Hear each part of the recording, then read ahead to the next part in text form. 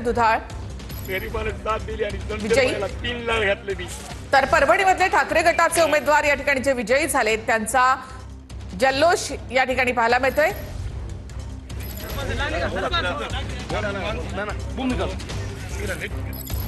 कोल्हापूरमध्ये कुंभोज गटामधले जनसुराज्य पक्षाचे प्रवीण यादव या ठिकाणी विजयी झाले आहेत। इकडे रायगडमध्ये आवाज गटातून शिंदेच्या शिवसेनेचे दिलीप भोईर हे विजयी झालेले आहेत। रायगड आवाज गटातून शिंदेच्या शिवसेनेचे दिलीप भोईर विजयी।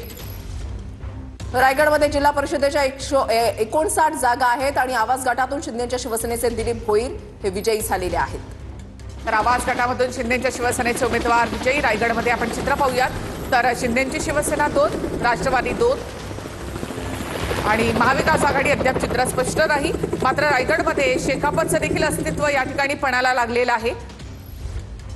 रायगडमधलं चित्र जर आपण पाहिलं तर मागच्या निवडणुकांमध्ये आपण पाहिलेलं आहे की शेकाप आणि राष्ट्रवादी काँग्रेस एकसंध राष्ट्रवादीने या ठिकाणी जिल्हा परिषदेचा अध्यक्ष विराजमान केलेला होता। आता कोल्हापूरमध्ये बोरवणे गटामधून राष्ट्रवादीच्या शोभा